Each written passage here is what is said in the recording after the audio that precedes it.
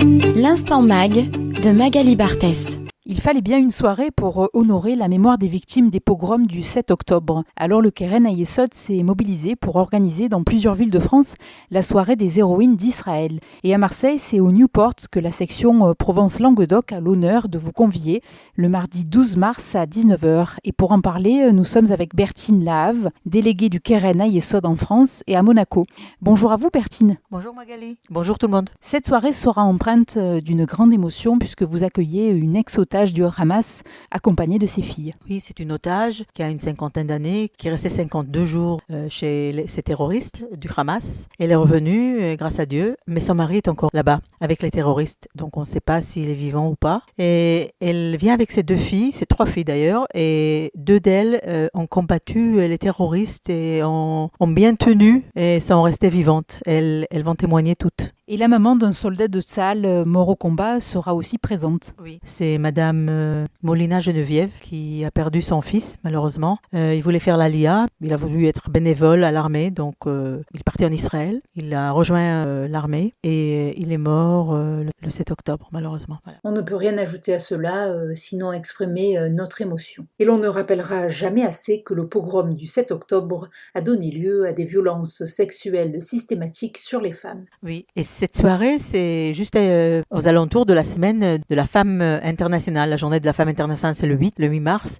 Et j'ai tenu à faire cette soirée juste juxtaposée à cette date et amener des héroïnes parce que nous, femmes, on est vraiment héroïnes de la vie. Et surtout ces femmes qui ont été très braves. La maman qui était prise en otage et qui a survécu et qui va nous raconter des histoires à s'arracher les cheveux. Et les 2 filles, les 3 filles qui étaient vraiment aussi extraordinaires en combattant ces terroristes de Hamas. Et la maman de Valentin, qui a perdu son cher fils. J'ai aucune idée comment elle se réveille chaque matin avec cette force de commémorer sa mémoire. Certainement une force qu'ont les Israéliens depuis de nombreuses années. Il y a une forte résilience aussi en Israël. Et on peut rappeler aussi que l'ONU, qui a condamné Israël plus que tous les autres pays réunis en 2022, a enfin reconnu qu'il existait de bonnes raisons de croire que des victimes de l'attaque du Hamas ont été violées. Oui, c'est après beaucoup de discussions parce qu'ils n'étaient pas l'ONU et UNRWA sont contre nous, donc c'est bien qu'ils ont reconnu. Ça m'étonne si c'est une vraie reconnaissance. Effectivement, c'est la question que l'on peut se poser.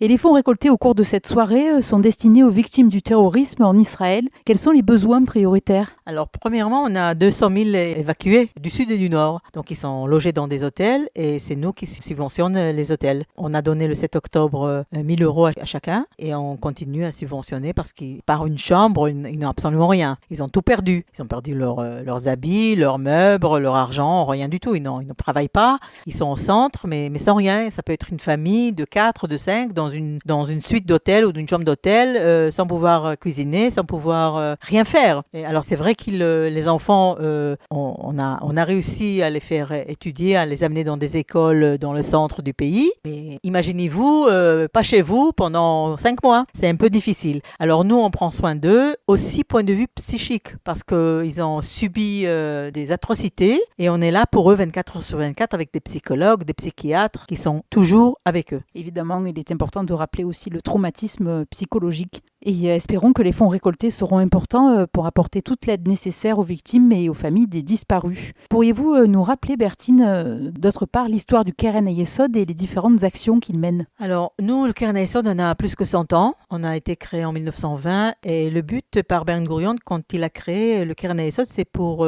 collecter de l'argent de tous les juifs dans la diaspora pour que le jour J, on aura assez de fonds pour bâtir le pays. Et c'est ce qu'on a fait. Donc, depuis 1920 jusqu'à 1948, on a collecté de l'argent partout. Tous les juifs s'est mis pour collecter et envoyer des fonds à Londres. Et en 1948, on a eu assez d'argent pour bâtir le pays, établir les infrastructures, bâtir les villages, les villes, le DF israélien, Chevrat HaChashmal, les banques, les écoles, tout. Et c'est grâce à tous les juifs partout dans le monde. Il faut être unis. Et quand on est unis, on réussit. Et à la suite, le Parlement d'Israël en 1956, la Knesset a émis une loi du Keren HaYesod du KKL. KKL, il est responsable des terres et des arbres. Et le Keren HaYesod est responsable de tout ce qui est Aliyah, social et sauvetage des Juifs. Donc on a sauvé des Juifs grâce à ces dons de partout dans le monde, des Juifs d'Éthiopie, d'Iran, du Venezuela, d'Ukraine. Et maintenant, on est là pour sauver les Juifs d'Israël. Une institution centenaire, c'est dire l'importance donc du Keren HaYesod. Et quelles sont les modalités d'inscription pour cette soirée, Bertine? Alors, premièrement, cette soirée est très importante.